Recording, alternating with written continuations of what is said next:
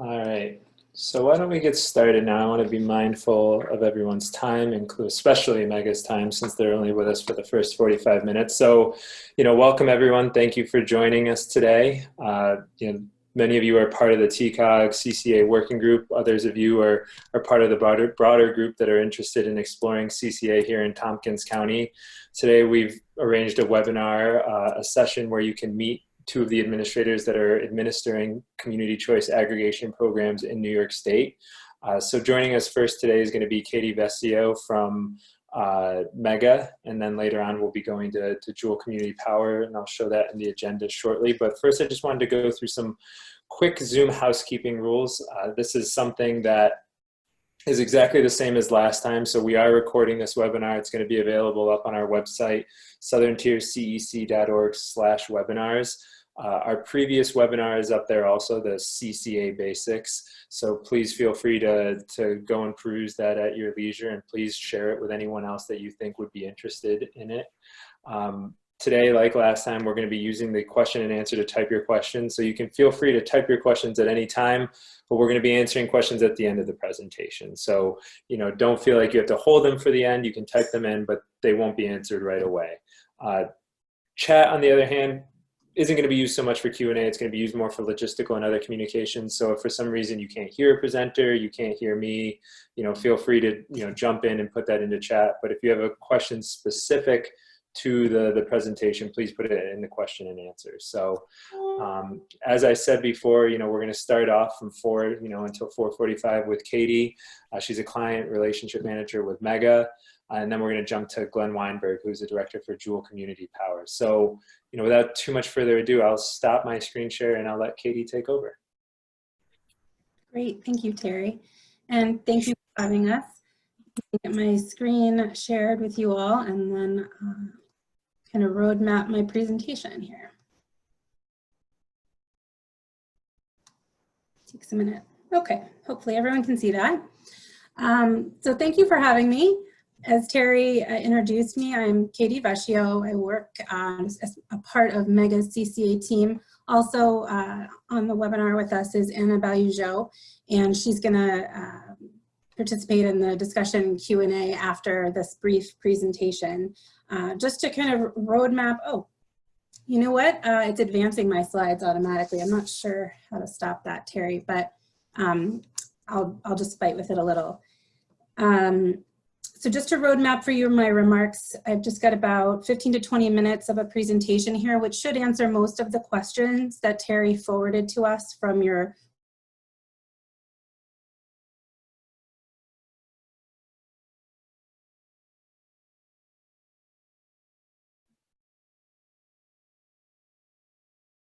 lessons learned, as well as where MEGA is headed, and segue into kind of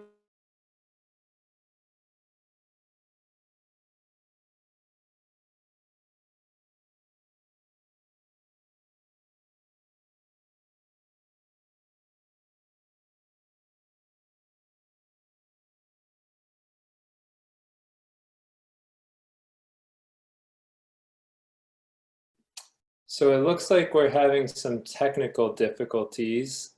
Unfortunately, Katie, like many of us, is dealing with a thunderstorm right now. So it looks like we may have temporarily lost her. Sorry about that. Part of the danger in doing it. Oh, looks like she's back. What happened? I don't know what happened. Can everyone still see? No? We can't see your screen, but you're at least back with us. Sorry about that. I'm having a really big thunderstorm here where I live in Saratoga County, so that might have something to do with it.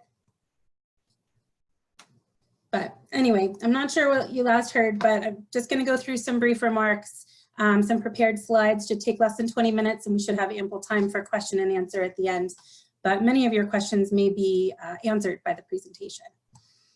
So just briefly, who is MEGA? What do we do? MEGA stands for the Municipal Electric and Gas Alliance. We are an aggregator for local governments. Just over 20 years ago, right in Tompkins County, MEGA was created by 2 county lawmakers. It started as a bi-county partnership between Tompkins and Tioga County, as local officials were really interested in containing their costs for electricity and natural gas. So MEGA uses this concept and this group buying power of their participants to drive down the cost for electricity and natural gas. And that program also that MEGA began offering 20 years ago and still offers today complies with local bidding law requirements. So that's an important thing for local governments. That's really how MEGA got its start, and it has grown in the last 20 years to include over 300 participants, starting in the Southern Tier and growing statewide. We operate only in New York State, and our offerings have evolved in recent years to include renewable energy options for local governments wanting to take advantage of incentives to support or invest in hydropower or solar through net metering. So you may be familiar with Tompkins County's own hydro program, where you are connected through MEGA to gravity renewables. And that program gets the benefits of hydropower that is produced in Seneca Falls and the Waterloo hydro facilities. So if you're not familiar with that program, it's a great thing to be proud of in Tompkins County. And we're really proud to have been a partner in that. So in the last several years, following a move by New York State and the Public Service Commission to enable community choice aggregation in New York, MEGA has moved into this space and become a CCA administrator. As you may know, I know Terry put on a webinar about CCA, so many of you have a background, but just to make sure we're all with the same understanding, CCA was created through administrative regulation in New York State. It was not statewide legislation.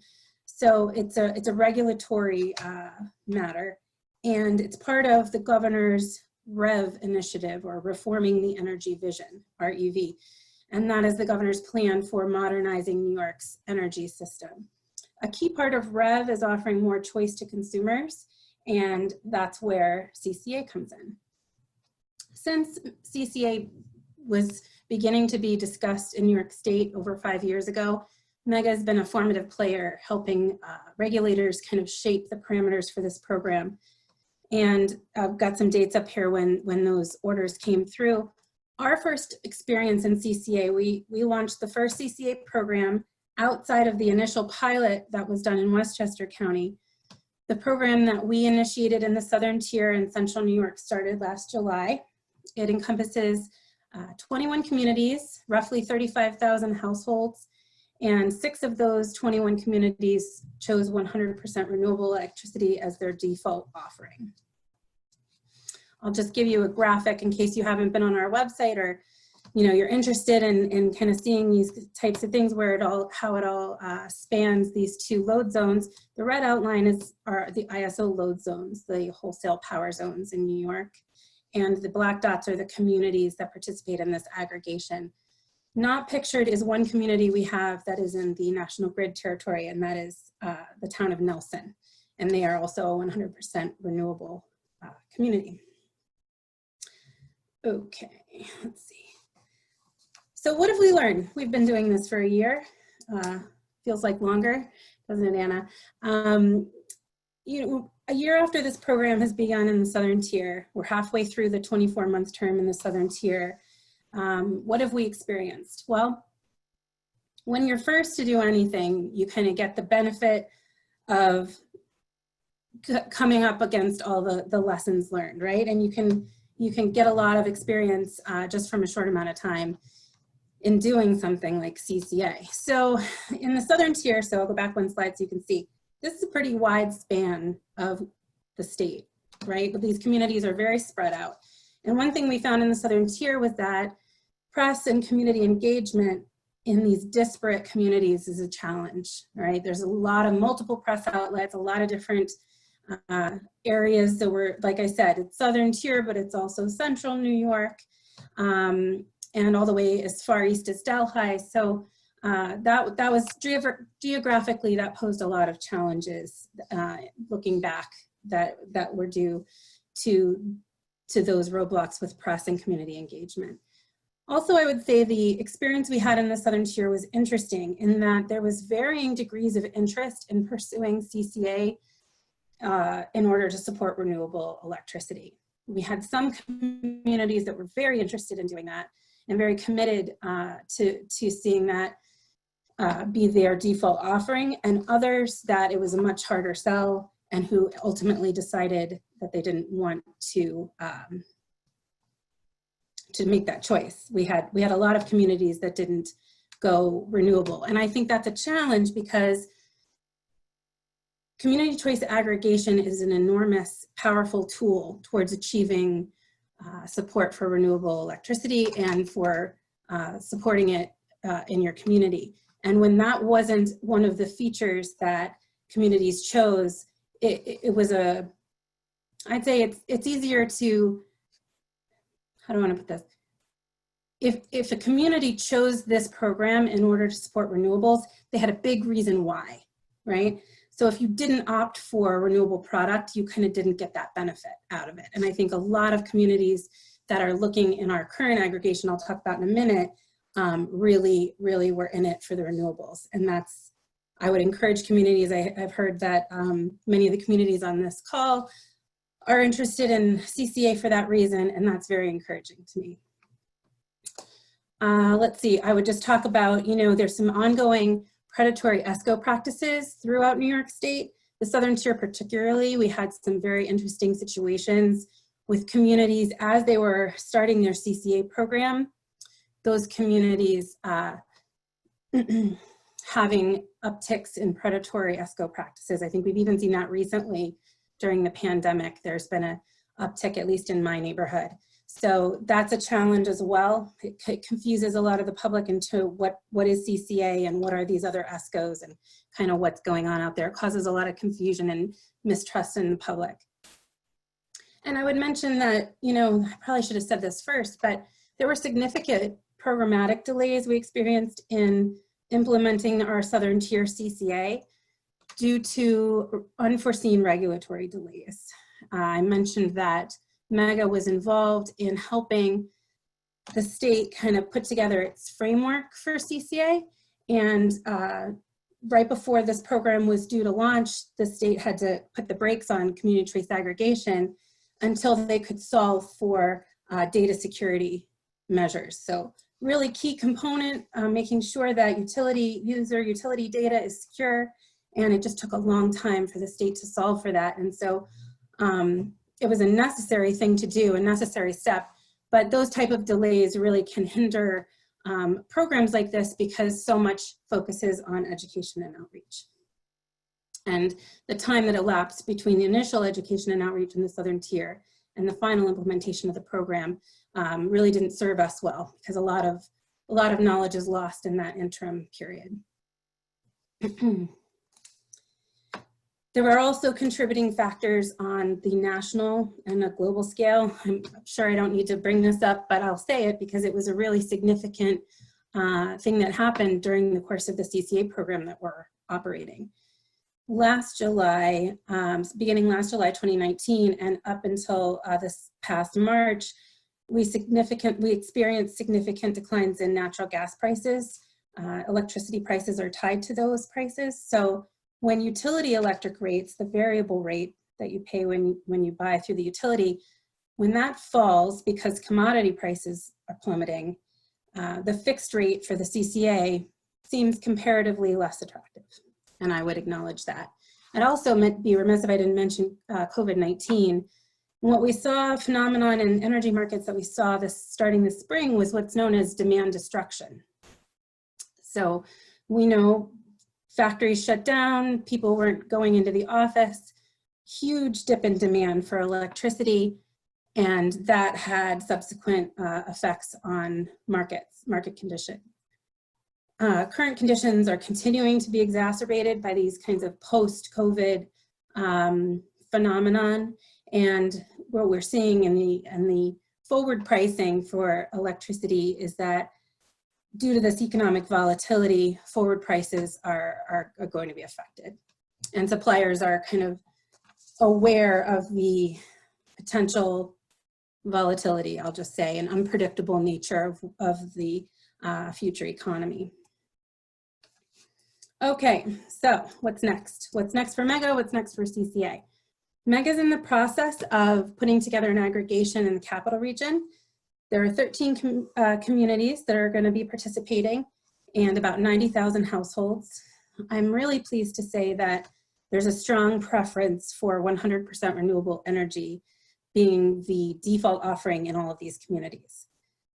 And most of the municipal officials that engaged MEGA to help them set up this aggregation see CCA as a means to achieve their renewable energy goals locally. So that's been a real key feature of the capital region program. I'll just show you the snapshot. It's on our website, but I pulled it into this presentation in case you haven't seen it, just to give you the lay of the land of where these communities in the capital region are. That aggregation will serve communities that go as far north as the city of Glens Falls. That's the farthest north dot on the map. And as far south, the furthest south one there is the village of Kinderhook.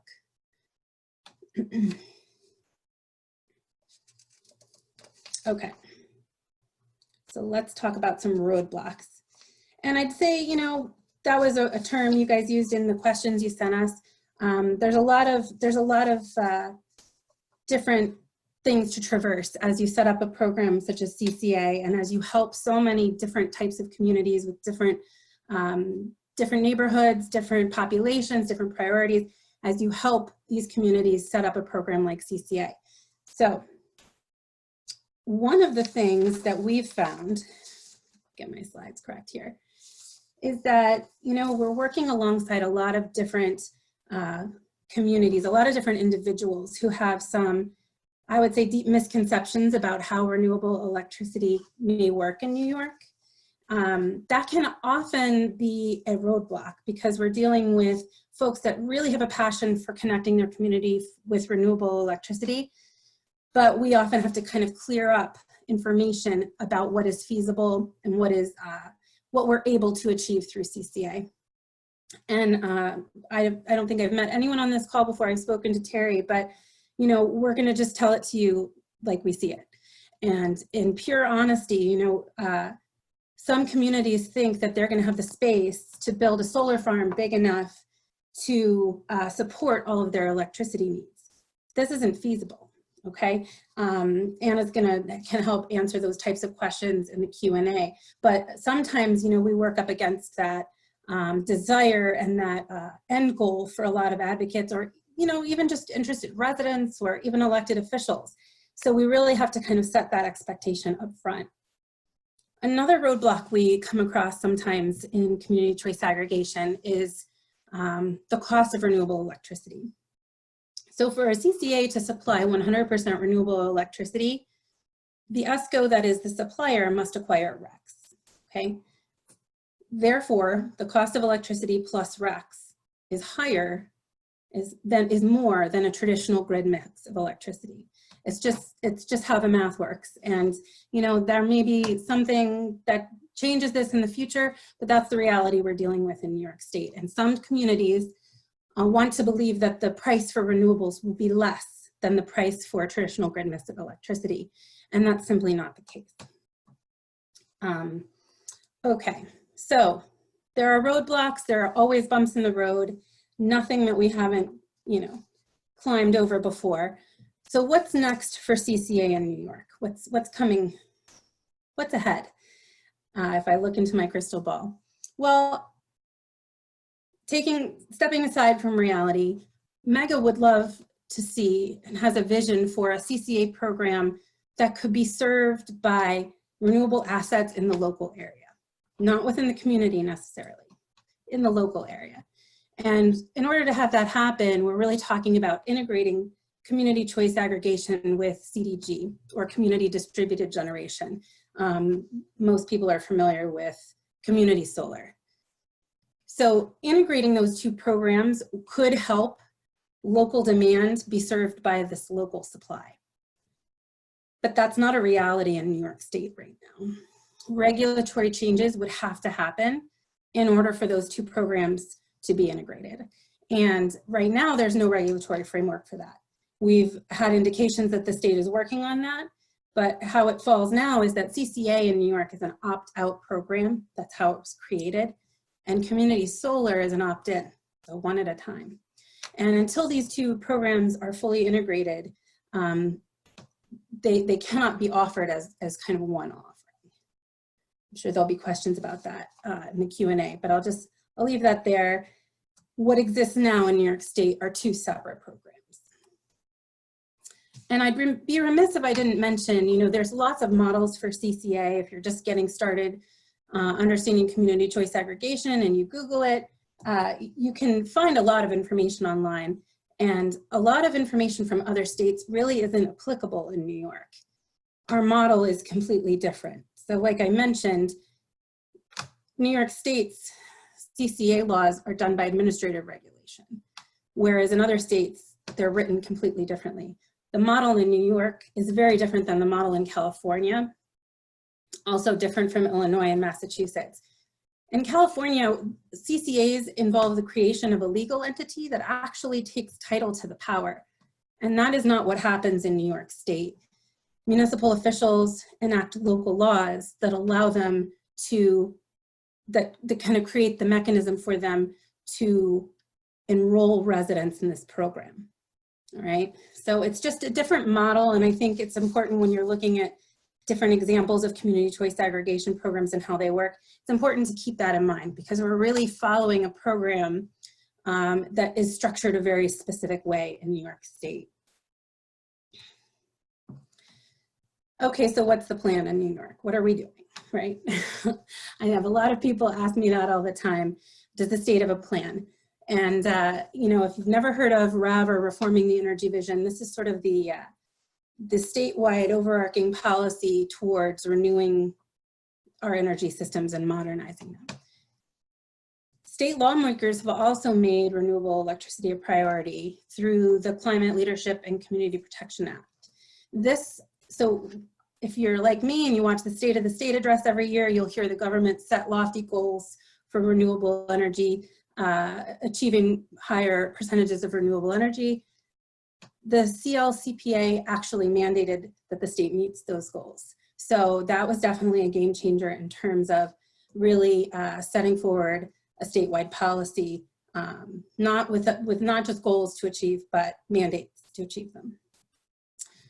And we'd also anticipate changes in New York, regulatory changes, like I said, potentially integrating CCA and CDG and others as well that we could anticipate from the PSC. So where does this leave us? Okay, what's going to happen? MEGA is currently exploring the ways that we can connect CCA participants with the benefits of CDG and community solar. That's an important way. I think one of the questions you forwarded, Terry, said, how can MEGA add value? And we constantly work to ensure that we are rigorously vetting any program development so that it can provide value to participants. Okay, there's a lot of players in the community solar space, and due to some pretty hefty incentives, I've personally found that the solar industry seems to be changing all the time. A lot of different companies come in and out, and in particularly with community solar, you know, some companies just do the enrollment, but they're not actually building or financing the investments. There are different players at all stages of that game. So we are committed to exploring that in order to make sure that any community choice aggregation program that does try to connect participants with community solar provides value by ensuring that we're choosing a reputable and a reputable community solar operation. We're really hopeful that there will be some more definitive changes in New York State regs to do with incorporating CDG and CCA. I just would be remiss if I didn't say at the end, you know, CCA is a very powerful vehicle towards helping communities achieve massive renewable electricity deployment. It can be an amazing tool and is an important program that communities can do right now to have an impact. My advice to a lot of communities that look at CCA, they look at all their options, I say don't let the perfect be the enemy of the good. CCA isn't perfect in New York. I don't think it's perfect anywhere, but it is a really important step in the right direction. You know, our philosophy in MEGA really is, let's roll up our sleeves and help local governments achieve what they can. And CCA may change in the future and evolve in the state to be able to integrate CDG. And at the moment, communities still have this ability to make meaningful, incremental change, and using CCA is the first step.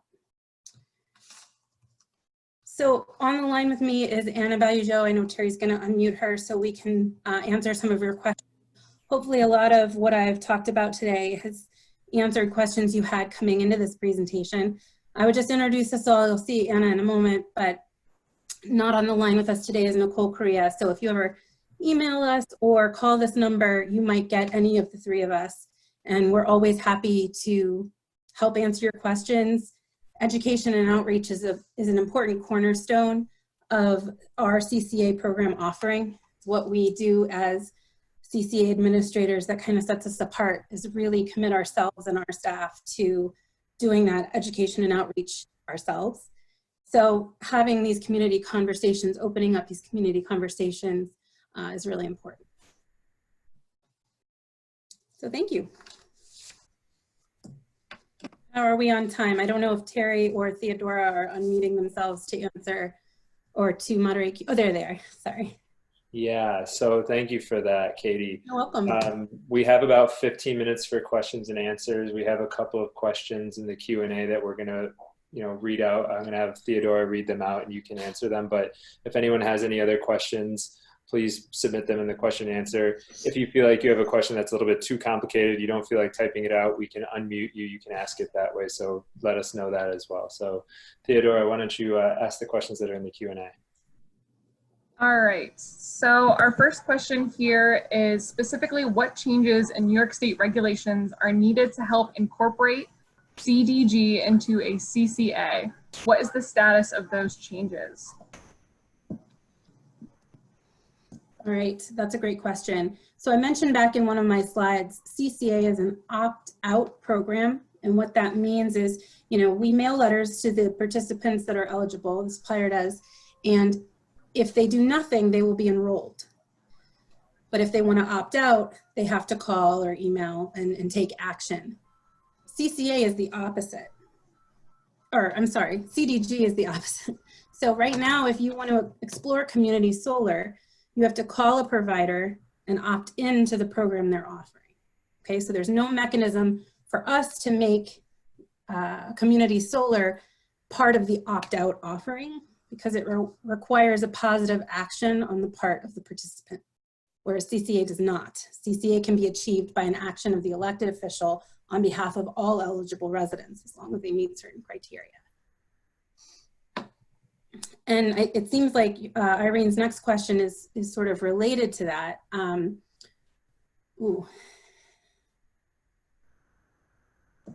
Yeah, so this next question here was, there was something passed in the 2019 budget regarding New York, Pennsylvania, and CCA. Can you, or the NYPA and CCA, can you explain what that is and how, if it is happening, and how if can help? So NYPA is NYPA, the New York Power Authority, and I would have to refresh my memory. I did work on this closely, but it does give NYPA the authority to have some to become a CCA administrator. Isn't it an administrator? Right. Mm-hmm. That must have been it. I could probably look that up and forward it to Irene if she's interested. Yeah. Okay. All right, it looks like the big questions in our next question was about RECs. So how does MEGA ensure that the correct number of RECs are purchased? So I could take a stab at that. I mean, there are regulations, or there are requirements of load serving entities regarding the obligation percentage that they must include in their supply. And so by law, every single load serving entity, every ESCO, every utility needs to comply with that. That those are known as tier 1, and the price of tier 1 RECs are steadily going up. When that was first unveiled in 2018, the percent obligation as well as the price was fairly low. The percent obligation is literally doubled over time. So I think in 2018 it was like 0.15% obligation. Now it's more like 8.4. So load serving entities either have to generate those RECs in state, or they have to they can also pay an alternative compliance payment. And when we look at that payment, and when we look at where we've been in terms of the percent obligation for load serving entities, that is going up, right? And so the simple answer in terms of the grid mix and the from the utilities and from just default pricing and mix, those are all regulated. What becomes above and beyond and more expensive is anything to complete the 100% green. That's what's very, very expensive.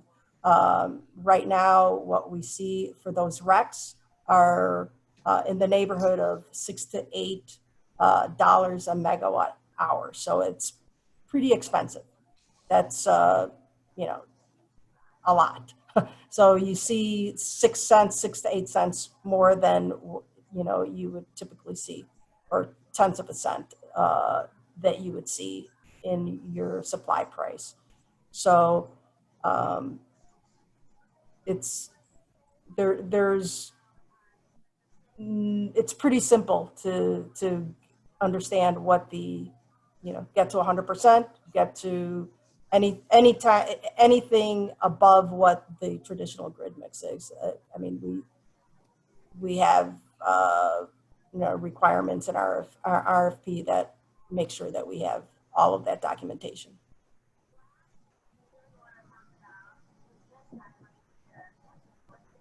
And then sort of related to that, and I think you mentioned part of this in the answer to the last question, was do CCA regulations say that the CCA has to match the default utility price? Can all green plans do that? If not, how much flexibility is there? Yeah, so no, the regulations don't mandate that a CCA price has to meet any particular goal. What we look at, what MEGA looks at, and I can explain just in the case of the Southern Tier, is a historical look back at average utility prices, which we know vary monthly. And the prices that came in the Southern Tier beat that 12-month trailing utility average, okay? They beat it both for the 100% renewable as well as the standard grid mix. So that's something how we write it into our bid. I don't know if Anna wants to expand on that. No, it's as simple as requiring, for any bid that is submitted by an ESCO, it needs to beat a price that we've calculated, just as Katie mentioned. Mm-hmm.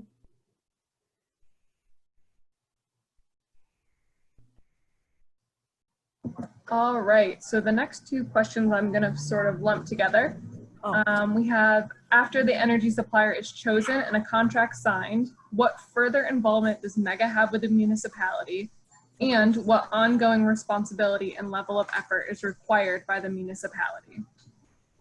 That's a great question. So I'll start with kind of what's required of the municipality. And because, you know, MEGA's role in the maintenance of a CCA is a little different. So municipal officials can expect to be involved. You know, they sign the opt-out letter that is mailed to participants. That's done after they have agreed to initiate this program. So we have experienced municipal officials getting calls and questions from their constituents immediately after the onset of the program. And I think it's fair to say as the program continues, they may or may not get a few questions, but significantly less. MEGA takes on the majority of this responsibility to field questions from participants. You know, I speak to several a week who have either questions or concerns or just general, want general information and updates. So that's something that MEGA provides for participants throughout the course of the program, as well as the supplier maintains interaction with the customer. So, you know, if somebody decides they want to opt up to 100% renewable energy offering, their community is offering them the default grid mix and they want to opt up, they can have that conversation with the supplier at any time during the course of the program and opt up. Same goes for opting down or opting out. And what we've seen recently, just because I spoke to someone on the phone this week who had this question, is that they came off a supply contract with a third-party supplier and wanted to opt into the Southern Tier CCA. So the supplier is available to help them do that at any time. The CCA team fields those types of questions throughout the course of the program. And that's the kind of maintenance. And, you know, we do ongoing work with the supplier to ensure that everything is running smoothly. And, but the majority, the most of the work for a municipality signing up for CCA happens during the education and outreach phases and the opt-out. Yeah, so after the contract is signed, the municipality really, unless they would like for MEGA to help them in some regard, you know, the ongoing effort for them is quite minimal. So it seems like, coming back to an earlier question, that there may have been some uncertainty still from that answer. So, you know, looking at that answered question, I guess there's still a question of, you know, for the green CCAs that MEGA has at this time, were renewable energy certificates purchased? Yes. So they have been purchased already. And I guess the other question as part of that is there proof of that somewhere that the public can see? Yeah, it's in the contract. It's in the contract. It's in the contract that you were going to purchase them, but proof that they have been purchased for this, you know, for 2019 essentially. Yeah, it's in the contract that they have been purchased for the 21 communities that we did in the Southern Tier, yes. But only 6 of them were green CCAs that required renewability certificates. Okay, so yes, you pre-purchased them through the contract then? Yes, at the time when they were the contracts were signed, I mean, those I guess transactions were buttoned down. Mm-hmm. Okay, it's still a little bit unclear, I guess, to me, because if you pre-purchase the renewable energy certificates, they're going to have to be retired through the NIGAT system. So I guess, where is there going to be proof that those credits were purchased, you know, on behalf of those municipalities, and that they're then retired so that they can then make the claim that they're 100% renewable? That is a requirement of our bid, that they need to be retired in the NIGAT system. I understand that it's a requirement, but I understand it's a requirement. I understand that it's part of the contract, but oftentimes things are in contracts that don't necessarily come to fruition. It can be a breach of contract if anyone ever challenges it. But I guess the question that has been stated and that we're trying to get an answer to is, how can the public verify that those credits were in fact purchased? Not just that they were in the actual, you know, contract that they were going to be purchased, but that they were purchased and that they were in fact retired. Got it. I'm not certain. I mean, we will have to, you know, we would go back to the supplier and get that documentation. Okay. Yeah. I believe the person that was asking that is from one of those municipalities. So we'll check back in with you. And I think that's something that they would really like to see. Right. So Theodore, I think we have a couple more questions that have been asked. Yeah, so we have a question. How much higher cost per year is it for the 100% renewable? So Irene, I assume you're asking for the Southern tier. So the differential between the price for the 100% renewable product and the standard grid mix product, depending on how much a household uses, how much electricity they use a month, I think that we calculated out and it was about price of a cup of coffee a month, essentially. Is that right, Anna? That's about, Yeah. It was a couple dollars a month more. So that's the prices. I didn't pull them up. They're on our website and I don't want to lose the Zoom by going to my browser. But I can follow up with those numbers specifically of what prices Southern tier communities are paying now if they are doing 100% renewable versus doing the traditional grid. Yeah. I know it off the top of my head, it's 5.09 versus 5.4 something, but I'll get you the exact numbers. The next question is, who signs the contract? Is it MEGA or the municipality?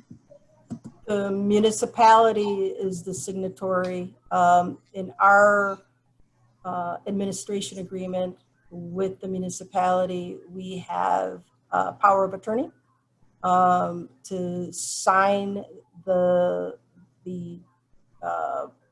contract as they come. As you probably know, there's a lot of market movement that happens, and suppliers often, if we don't have something like a power of attorney or the assurance that we can turn around those contracts quickly, they would add a hold premium. So by having that document and the ability to sign on behalf, it ensures that we get the lowest price possible for the municipality. So then related to that, who signs the contract with the supplier? That's the answer that I just gave. Either the municipality or itself or MEGA. through a power of attorney.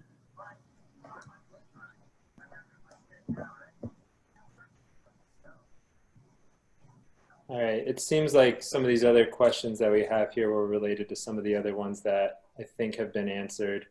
I want to thank both of you for coming on, for answering questions, for giving the presentation. Thank you so much. If folks have questions, do you feel comfortable with them reaching out directly to you? Absolutely, Certainly. yeah. Fantastic. Anytime, just email or call, and we're always happy to have a conversation or answer questions. Fantastic. Well, thank you so much. I will now awkwardly ask if you would leave the presentation so we can bring the next administrator in 1 minute. But thank you once again so much for Thank you. Thank you, sir. Thank you. Bye-bye. All right. And right on time. Wow. It's almost like I planned this. All right. Hi, Glenn. Are you there? I'm here.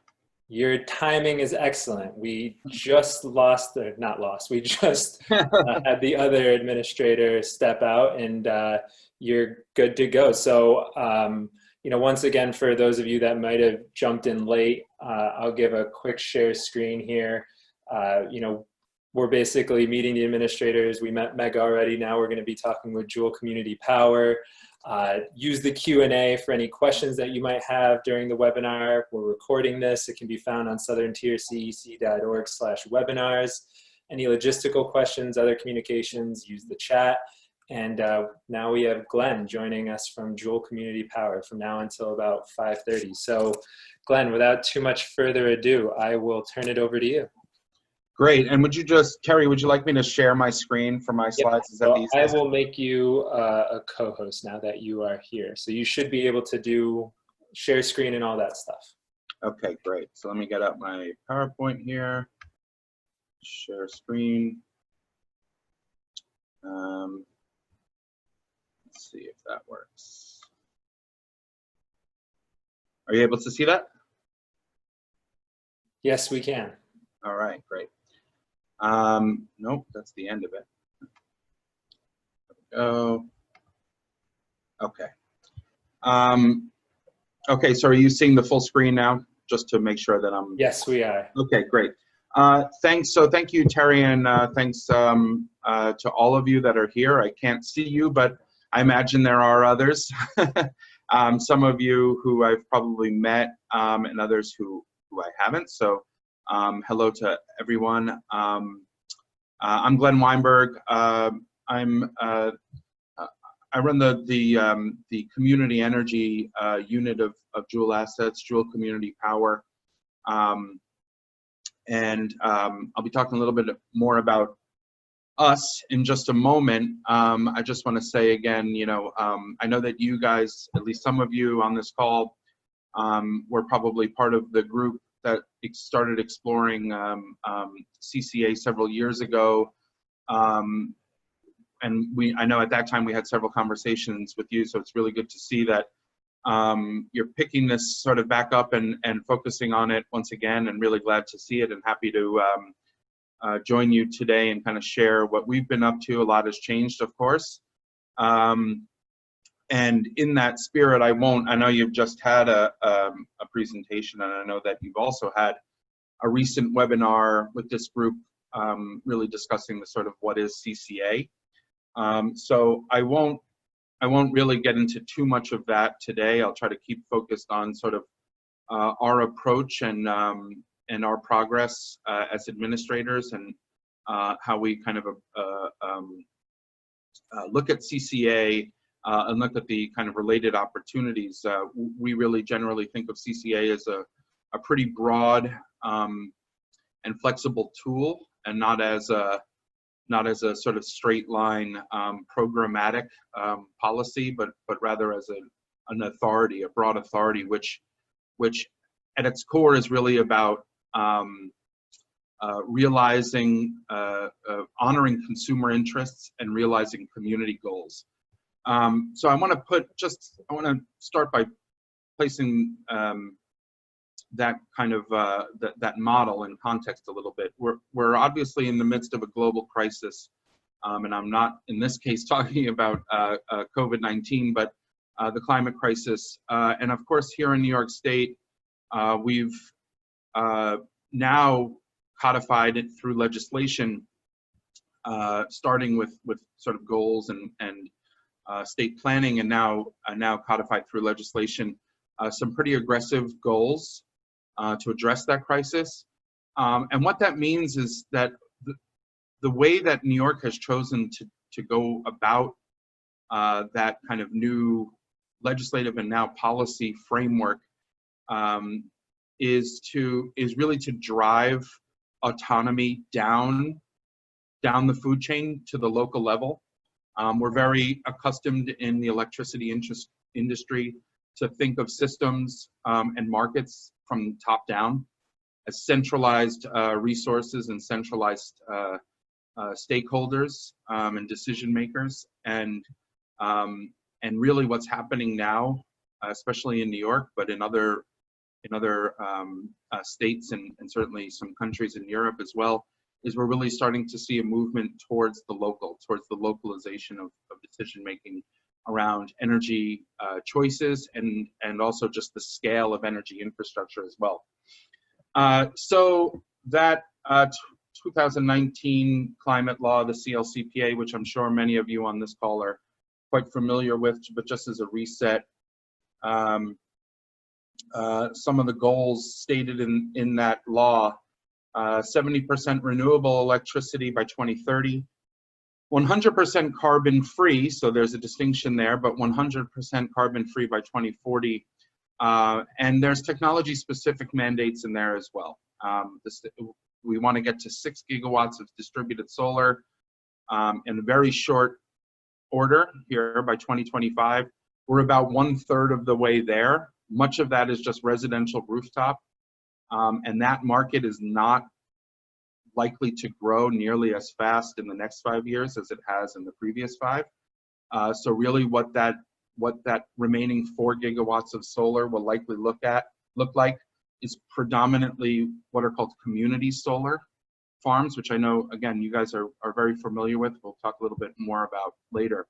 And 3 gigawatts of storage, which is quite a bit of storage because we have very little installed today by 2030. And finally, 9 gigawatts of offshore wind, which aren't going to be likely a prominent issue for you guys in the Finger Lakes, but will be a major shift in generation assets for the state over the next 15 years.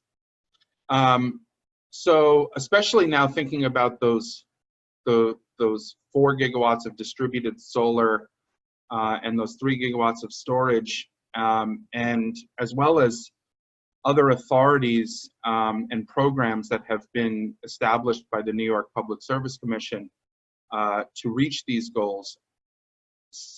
Localities, cities, towns, and villages around the state are adopting CCA, community choice aggregation, as a means, as a vehicle, as a tool to accomplish many of these goals and to do their part. And I believe this map is a little bit outdated. It doesn't quite have everybody, but there are 90 plus, and I think by this point it is over 100 municipalities across the state that have adopted CCA legislation. Not all of those have active CCA programs today, but there are over 100, I believe, now cities, towns, and villages that have taken the step to enable themselves, to authorize themselves to establish a CCA program, which is, of course, the first step. Just some briefs on some of the programs that I've worked on. The state pilot in Westchester Power, operated not through Joule. I want to be clear, managed not through Joule, but by a nonprofit called Sustainable Westchester. I was, before coming to Joule, I was an employee of Sustainable Westchester, and I managed this program. I worked on this program for about 18 months, and I was the program director when we launched in May of 2016, the first CCA in New York State. It currently serves, it's grown. So when we launched in 2016, there were 20 municipalities. There's now 27 municipalities, and a couple more very large municipalities are looking to come on now. So that number may grow in the near future as well. It currently serves more than 115,000 residential and small commercial accounts in 27 cities, towns, and villages in Westchester. 24 of those 27 have selected a 100% New York State renewable supply product as the default. The sort of quote unquote second generation, which we launched, which Joule launched last year, about a year ago, almost exactly a year ago, in fact. That has also grown. That started with 6 communities in the Hudson Valley. It's now grown to 10 communities.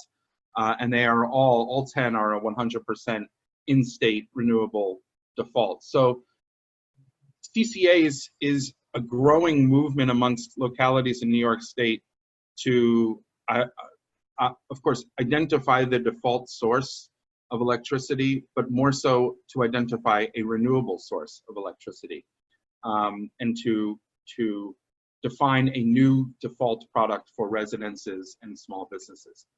A little bit about us, Joule Community. We have a simple vision, 100% clean energy with cost savings. If we check those 2 boxes, we've done our job. That's what our client municipalities tell us they want, and that is in our DNA as a company. We're not an energy broker. Really, we are a clean energy and energy efficiency company. We really have our roots in demand management, demand response, energy efficiency, and renewable sourcing. That's really what we do. That's our core business. And our mission is to empower municipalities to reach these goals and to source renewable electricity by taking advantage of the tools and the policies available to them. So what do we mean by community power? For us, community power is sort of how we refer to our model. Our programs tend to have that tag, community power, in the title. And really that means something very specific to us. It's something broader than CCA. It's inclusive of CCA, but it's really about empowering communities to define their own energy future. And we really break that up into two kind of pillars. One is about the localization or the local autonomy and the claiming independence from the sort of monopoly utility system. Now, of course, we've had deregulation in New York for quite some time, but in many ways, the utilities, the investor-owned utilities still operate as monopolies. So one is to sort of shatter that monopoly and to leverage the buying power of a municipality, which is great, to negotiate better rates for electricity and to drive investment in renewables. And the second is to actually address the local energy infrastructure, to build new assets and to create value for the communities in building those assets. A little bit more just about our sort of what we're up to. Again,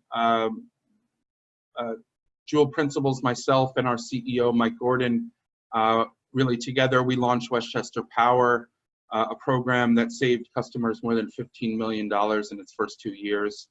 We're a NYSERDA contractor. We're a multi-year NYSERDA contractor. We're actually just heading towards the end of that contract, and that was a really broad contract to develop a host of CCA resources and clean energy programs, and both for municipalities and also for state agencies and also public-facing documents as well. I spoke a little bit earlier about Hudson Valley Community Power. Geneva Community Power was the pilot program in New York State, which we launched last year, 2019. The pilot program in New York State, the first CCA to offer a community solar option. And we piloted there a model which we have carried out. We're continuing through and made a permanent part of our offering, that as communities integrate community solar into their CCA programs, funds are generated that are then donated or accrue to a sustainability fund that are then donated to a recipient of the community's choice. So in Geneva, it was a Seneca Lake watershed project, a stormwater project that the town had wanted to get done for quite a while, and this was a way of accessing funding for that. So that pilot program in Geneva last year generated $25,000, and that went straight to the Seneca Lake watershed project. We also perform, in addition to municipal consulting, we also perform demand management services for large commercial customers. We saved the Target Corporation more than $1.5 million last year by helping them curtail their energy, especially during summer peaks. And this is a model that works. It works certainly for large customers, but it also works on an aggregated basis for smaller customers. And in fact, we're the only NYSO approved vendor to run this sort of program, or what's called residential demand response, where we would be able to aggregate a large number of residential controls, like a smart meter, a smart thermostat, to actually control people's usage during system peaks during hot summer afternoons, and which in turn earns those customers money in the markets for participating. I'm happy to talk a little bit more about that. I won't focus too much on that today, but just as a sort of profile of what we work on at Joule Community Power. But our core focus is CCA administration, of course. We represent more than 250,000 households and small businesses now throughout New York State. And most recently, we were awarded the CCA administrator for the city of Rochester. which we're really excited about. We're in the process of launching a program in RG&E territory for a group of 6 suburban communities outside of Rochester. And the city of Rochester itself just recently ran an RFP for administrator, and it was awarded to us. And so we're really excited to work with the city going forward on their program, which they intend to be a 100% renewable program. We currently manage programs in 6 utility territories. Here's some of our aggregations and the websites in case you're interested in looking around as to how we sort of design our websites and how we communicate information. Please do visit these sites. So really the first primary focus for us is 100% clean energy. As I mentioned, all of the communities that we work with have a 100% New York State renewable as default. But it's not enough simply to create a retail product that relies just on renewable certificates or RECs available in the marketplace. We're the only administrator to go directly to generators and negotiate essentially power purchase agreements with renewable asset owners, largely hydro owners throughout New York State. We work with solar developers as well all the time through a different capacity, which I'll describe in just a moment. But we work closely directly with hydro asset owners, and this has helped us really keep the price down for renewables, keep that premium that customers are expected to pay for a renewable product as close to, market rate as possible. Simple energy brokerage in a traditional energy brokerage model will not secure the lowest price on renewables. Taking that route, you'll pay market rate for renewables, but working directly with the generators can help keep price down through long-term relationships and sort of pre-negotiation of price. And this is something that's been borne out as we've seen programs launch throughout New York State. We now have real data. So this is a rate comparison. You'll see that we launched programs in Central Hudson and NYSEG last year. Our competitors, similarly, one competitor launched in Central Hudson in the same month, the same start date as we did in Central Hudson, and another of our competitors launched in NYSEG with the same start date that we launched in NYSEG. So these prices really are apples to apples. And the thing that we're particularly proud of is that we were able to secure a lower rate by a fairly significant margin for 100% renewable in both service territories, and that all of our communities selected that 100% renewable as the default. We pride ourselves on really having refined our processes. We've been at this. I've been working on CCA in New York State for more than 5 years now, and we've really we have the most experience doing this in New York State. In New York State, for those of you familiar with energy markets, state to state, they can be very different. There's totally different policy structures and totally different market design and different cultures, of course. So, operating CCAs in other states does not necessarily translate to New York. And we've been working on CCA in New York State from before there was CCA in New York State. So we've boiled this down, and my goal here is not necessarily to walk you through each of these steps or each of these processes, but just to show you sort of general approach. This is a high-level sort of task list or process list and timeline that we like to use, and that we guide communities through after they select us. Community education process, this is critical.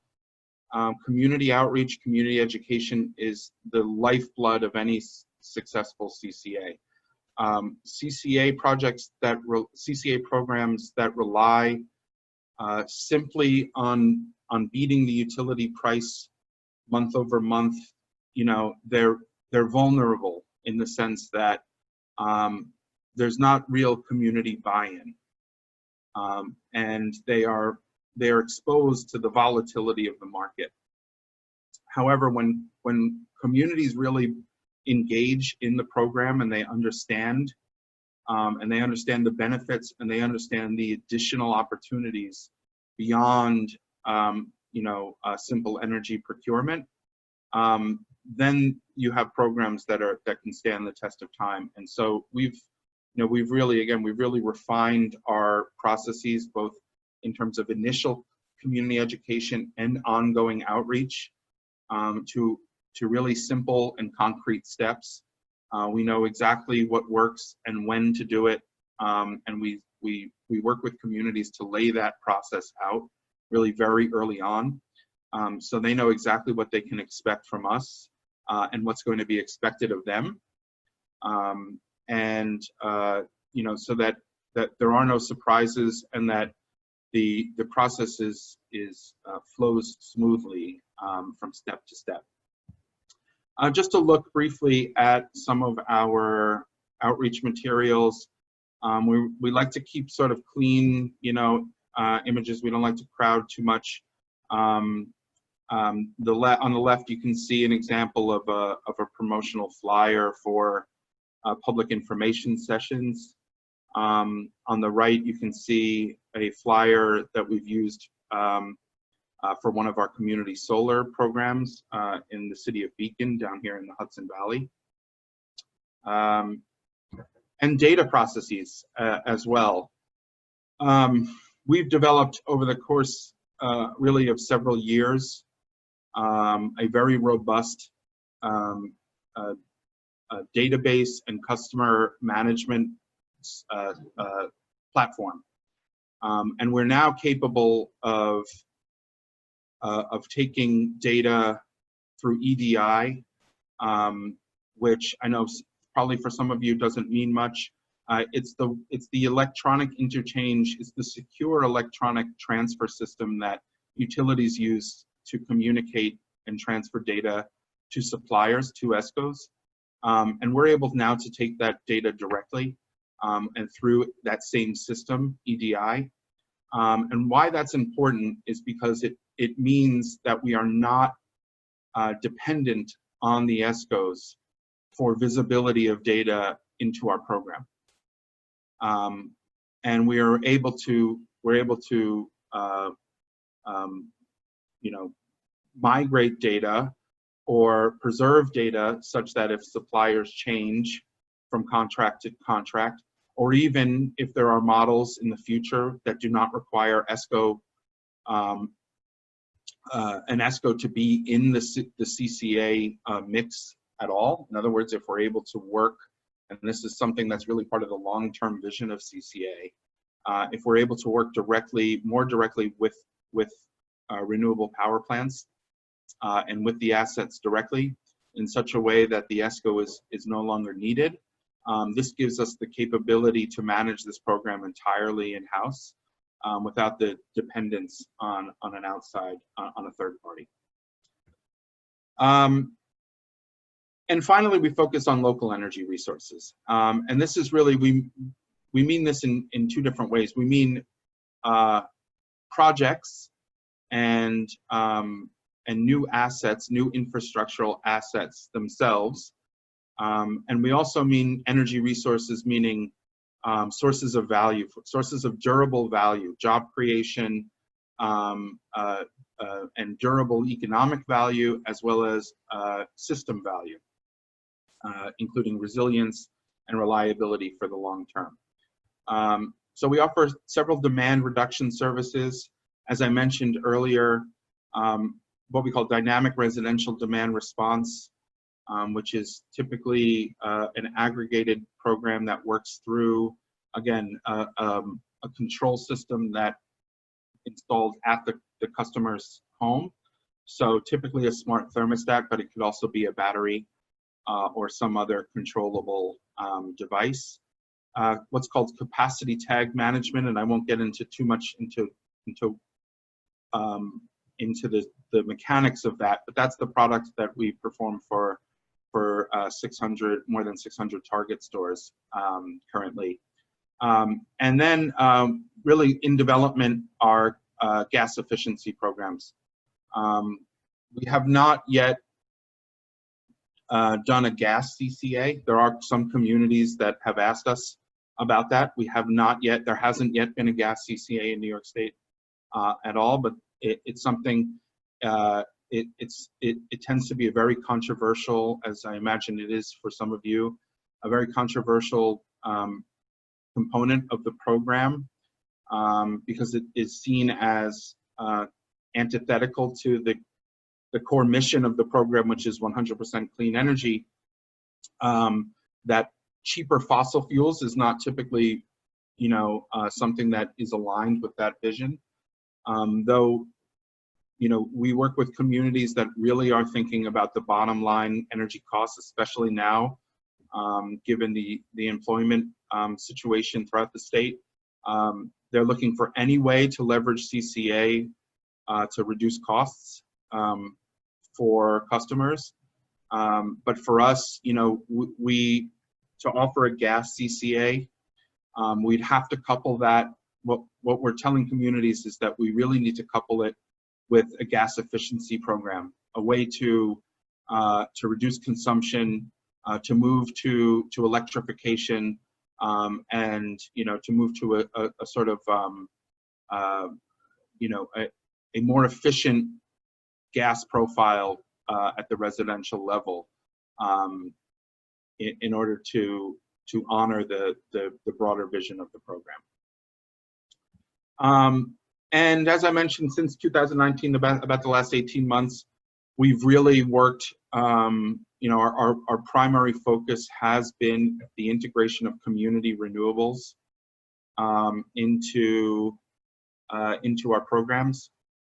So that could take a couple of different forms. It could be municipal project origination on publicly owned lands, whether it be brownfield redevelopment, or as pictured here, even a project, a solar installation on a town hall roof. And that's something that those are services that we're starting to offer to our municipal clients that are interested in community-owned solar, but also connecting with already developed projects, private partnerships, which has been the primary mode in which we've interacted with this market, and namely community solar developers throughout the state that have projects that need customers. So CCAs are great off-takers or partners for community solar projects. Typically, solar developers are really good at pushing projects forward and permitting and all of that development work. But finding the customers, finding people to subscribe directly to community solar farms has been a challenge across the board in New York State. So CCAs are a natural fit. They're a natural partner for community solar projects. And because of that, there's revenue that comes the way of the town. And so the way that we've channeled that revenue is through the sustainability funding program that I mentioned earlier.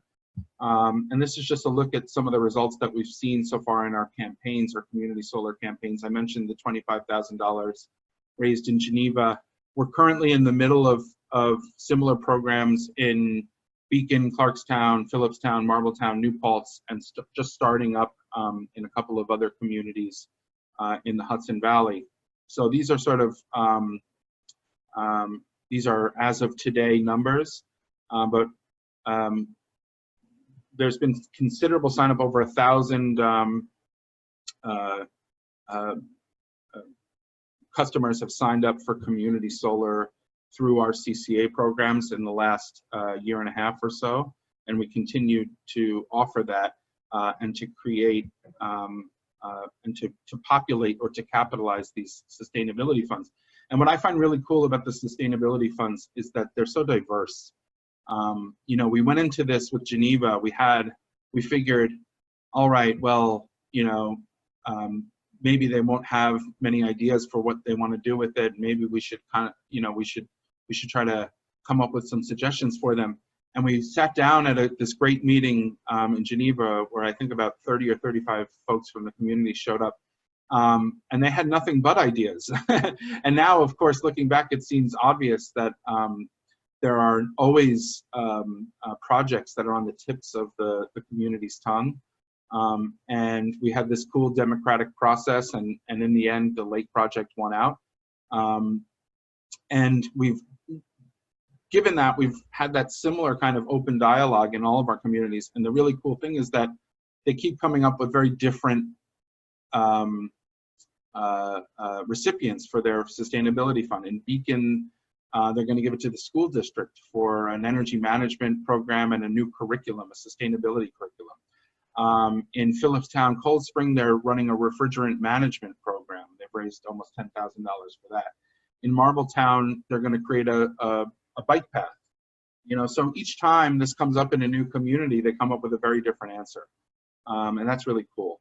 And now we've shifted, just in the last month, we've shifted to create COVID-19 relief funds for participating communities, where we run it's a very similar model, but instead of sustainability projects, temporarily we're diverting those funds into COVID-19 relief organizations. So you can see the list of them there that the Hudson Valley communities are working with. And we just started a month ago, but we've raised $8,800 in the first month, and we're going to continue on. And you know, I think we'll be able to raise a lot more because we're starting to see the enrollments really pick up now. Let's see. I think this might be my last slide, and I'm conscious of time here.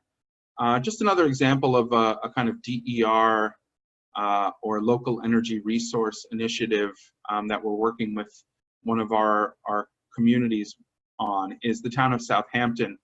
The town of Southampton is notoriously, they have demand issues out on the South Fork of Long Island. They were particularly hard hit by Sandy, and they typically, every summer, they experience regular brownouts and outages related to demand and summer peak. So they're really thinking about a storage pilot. So we're designing that for them and with them now, a residential storage pilot, primarily for customers that already have solar on their roof. But it allows them, by adding a battery, it not only contributes to an aggregated resource that provides resilience throughout the local distribution grid, but it also creates, it generates earnings for the participating residents, for the homeowners where the batteries are sited. And furthermore, it defers the need, which is a major issue out there. It defers the need for peaker plants and transmission upgrades. So, you know, not to get too far in the weeds on this one, but when you have demand challenges, you know, there's a couple ways of addressing them, and usually the utilities prefer to spend a lot of money building, you know, upgrading the transmission systems or installing new peaker plants or generators that operate when the system is under stress. But the catch of that is that those peaker plants tend to be amongst the dirtiest generators on the grid. In this case, in Southampton, there's a number of diesel generators that have recently been put out there to address the demand challenges. So they see storage as a way not just to, to address resilience, and not only to create earnings opportunities for local residents, but also to kick the peakers out of town permanently and create a more sustainable and a more reliable grid for the local community. So I believe that is all. My contact information is here. And I'm happy, of course, to stay on as long as you'll have me to answer questions. I did see that you had some questions already prepared, and I sent them over. Terry, did you get those? I sent them over a little bit earlier this afternoon. I did, yeah, and I'll be distributing the answers out to those to everyone that signed up for this webinar, so that you'll be able to see those pre-answered questions. But we also have it looks like about 8 questions in the Q&A right now. So All right. then I'll have my colleague Theodora read them out to you, and then if you want to tackle them one by one, that would be great. Perfect. Sounds great. All right, so we're gonna go right down the list here. So it says, the first question, Joule chose Direct Energy as its ESCO. Direct Energy must purchase RECs from New York State on behalf of its residents and small businesses. Has DE met its 2019 REC purchase requirements by the deadline of June 30th, 2020? And how can customers ensure that this is the case? What types of renewable RECs did Direct Energy purchase? Yeah, so the answer is yes. And the way that people can find that out is through the Environmental Disclosure Program. So all suppliers in New York State are required to, first of all, well, let me take it one step back. Contractually, our suppliers through our contract are obligated to do several things related to the tracking and registration and disclosure of renewable purchases, including just simply registering them through New York's tracking system called NIGATS, so they're verifiable, and also, of course, through the Environmental Disclosure Program, which is a state-run program where suppliers have to report on their purchases, and there's a label that's generated that shows precisely the source of the power that they bought, including if they're coupled with renewable energy certificates or RECs, to show the source of those RECs. In fact, with the Direct contract, Direct in the Hudson Valley, we have as I mentioned earlier, we have sort of pre-sourced. So we're working with a group of 5 run-of-river hydro facilities in the Upper Hudson. They're providing roughly about 15% of both the power. It's a bundled power plus RECs PPA. Roughly 15% of our power comes from those 5 identifiable facilities, hydro facilities. The other 85% or so just simply must be compliant with the New York State Clean Energy Standard, be reported, as I said, registered in NIGATS and reported in the Environmental Disclosure Program. They tend also to be hydro RECs. Yeah, I mean, that's I think the basic answer to that question. Perfect. Our next question is regarding Geneva Community Solar. Can you automatically enroll CCA members into the community solar? Or is this a kickback from solar farm to CCA for each person enrolled? You can automatically, so the answer to that question is that when we filed our implementation plan, we filed it in November of 2017, it was approved in March of 2018. In that implementation plan, so the way that CCA works in New York State is that through your implementation plan, you tell the regulators what you intend to do, what services and offerings you intend to offer, and you're approved for that implementation plan. That's what you're approved to do. If you want to expand on that significantly, you have to amend your implementation plan, and in this case, go back through Public Service Commission approval. Our implementation plan included at that time the integration of community solar, both on an opt-in basis and an opt-out basis. And that's what we received approval for. So to date, we've offered community solar on an opt-in basis, meaning that there's no opt-out automatic enrollment whatsoever. It's just voluntary enrollment for folks that want to join. It is through the CCA program, and it is a town endorsed program. So it's very important that a number of consumer protections are met before entering into any kind of partnership with a community solar project. However, the reason that we've held off on the opt-out component is the billing for community solar today. When you sign up for community solar, you get a credit on your utility bill, and then you get a separate invoice, a second bill from the solar farm. That can be very confusing on an opt-out basis, because by definition, if you run an opt-out program, there will be some folks in town that have not yet heard about it. So if they receive a second bill in the mail without really understanding what it is, it could create a lot of confusion and kind of, bad feelings within the community. However, that's about to change. Several months ago, the Public Service Commission mandated utilities to, and this has been a conversation that's gone on between the utilities and the Public Service Commission for several years. But finally, it came down as a mandate, an order for utilities to implement what's called net crediting or net billing for community distributed generation for community solar. And what that means is that all of the charges and credits associated with the community solar subscription are going to be netted out all on the utility bill. So customers will see, and really the reason it's called net crediting is that the net impact of that will simply be a discount on their utility bill,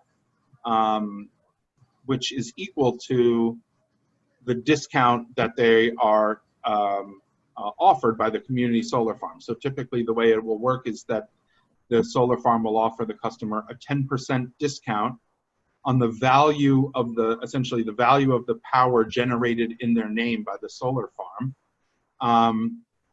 And the way it works today is that, let's say that credit is worth $100. It's put on your utility bill. You pay $100 less on your utility bill. You then get that second bill in the mail for $90. You've saved the 10%, the $10.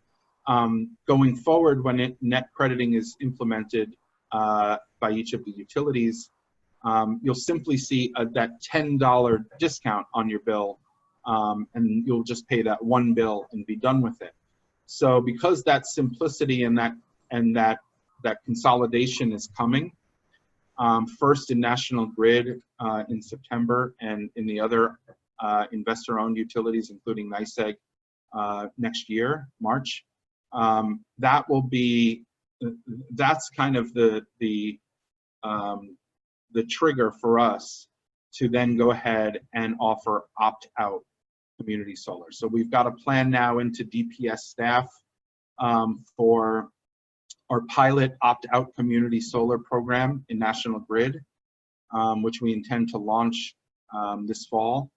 And then we intend to roll that out more comprehensively in the remaining service territories next year.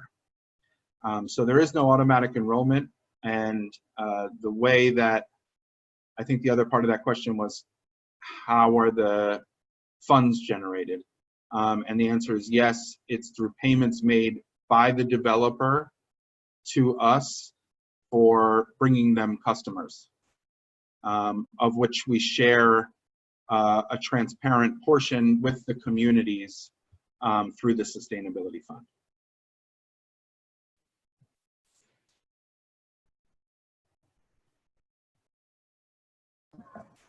All right, it looks like we're just about at 5:30. Terry, do you want me to keep going through these questions? It looks like there's... Yeah, if folks are willing to bear with us for just a couple minutes, Glenn did a great job on that last answer. He answered about 4 questions in one there, probably without even Well, realizing. I felt like I was rambling, so I'm glad at least I knocked off a couple. You nailed a bunch of the different questions. So there's actually one more in regards to community solar, and then there's 2 non-related questions. So Theodore, why don't we ask the community solar one at the end there, and then we'll ask the last 2 questions, and then we'll end it there.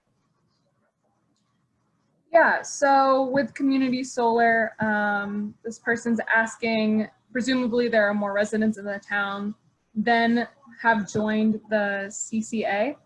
How do you encourage them to join, and why aren't more people joining? I'm not sure I totally understand it. I think maybe the question means there's more people in the community that are in the CCA but haven't joined the community solar. Yeah, I think that's the key. And then, you know, why aren't more of these people joining? Yeah. What efforts are you doing to get them to join? Yeah, I have to say, it's a pretty onerous process. And this is not something that is something we've come up with. In fact, we work tirelessly to make the process more simple for folks. There is a contract, you know, there's a contract to be signed. There often, not always, a credit check. We prefer always to work without any credit check, but there are some that we've worked with that have a soft credit check, but that's a barrier. People have to give their payment information, often either their credit card or their bank account information. It's a pretty heavy-duty sign-up process, and honestly, the ease and the simplicity of the process makes a huge difference. It really does. The product itself, in the offer, is a great offer. It's a guaranteed savings. So when you sign up for community solar, you're guaranteed to save. So that part of it, and people want to support local clean energy, and people want to be doing the right thing. But really, and our efforts, which are in collaboration with the town, are very effective. They're effective because they're in collaboration with the town, meaning that a lot of people are being papered by community solar offers, you know, in their mailbox or wherever, and they don't know how to tell the difference. They don't know who these solar developers are. They all sound like scams. You know, it just becomes one of these things that people tend to, it becomes white noise after a while. So the CCA, as a way of communicating the benefits of community solar to folks, is really effective because it's the town now coming to you and saying, hey, this is something you should consider. But nonetheless, a lot of people get hung up in the sign-up process because it does tend to be a fairly onerous process.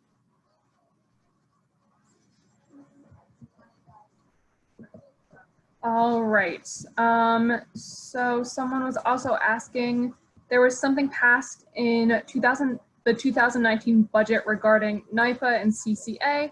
What was that about, and how does it help renewable CCAs? Sure. So NIPA was able to successfully expand their charter essentially in 2019, and that really took a couple of forms. One is that they were able to expand the geography of the communities for which they can be the supplier. So they are already the supplier for a number of municipalities and municipal utilities, meaning for the municipalities accounts, not a CCA like the residential and small commercial, but just the municipal accounts. So they've been doing that for a long time. They've been able to expand the geography of communities that they can perform that service for. The other key authority or expanded authority that they got in that 2019 bill was to be able to supply CCAs. Now, what they can't do is be the direct supplier, so they can't take the place today of an ESCO entirely. What they can do is they can essentially become the supplier that sits behind the retail supplier. So a Direct Energy or a Constellation or one of these established ESCOs still needs to be the retail-facing load-serving entity, but NYPA can be the supplier of energy and RECs behind that. Now, what does that mean for renewable CCAs? In a word, it means cheaper RECs, or the potential of cheaper RECs. So cheaper renewables than are currently available.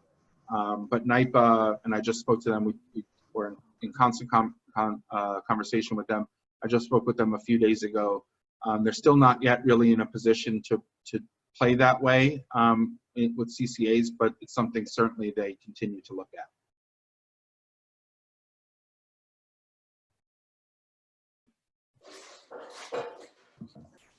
All right, and then it looks like our last question here. Supply costs are lower upstate than downstate. How does Joules 100% renewable supply cost compare to NYSEG supply cost in our region? Well, the renewable supply cost is specific to each region. So the supply cost changes with each bid. With each program, it's its own competitive solicitation. The price of the renewable component will be more or less flat, not entirely, but will be more or less flat. So it will have, sort of reading between the lines of the question, it will the premium of renewables will have a greater impact upstate on the total supply rate than it does downstate.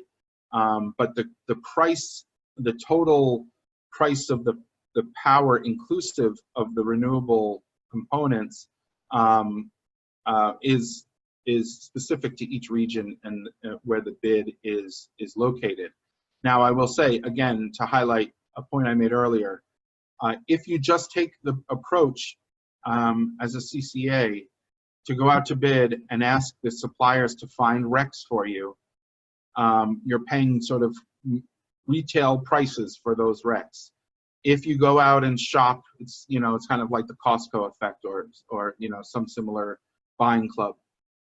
If you're able to go out and pre-negotiate or pre-source those RECs, you're able to shave up to 33%. Really, we've seen up to a third of a price disparity between quote unquote sort of market rate for renewable certificates and what we've been able to source directly from the assets. That's great. It looks like that's the end of our questions. Glenn, I want to thank you so much for joining us, for answering all of our questions. Thanks to everyone for staying a little bit later. That was super informative. Really happy to have you on and to answer our questions. I think you've already said this, but just to confirm, you're okay with people reaching out directly to you if you have any additional questions? Okay. Sure. I got my, well, I wouldn't call the office phone number for now because I haven't been to the office in what seems like forever.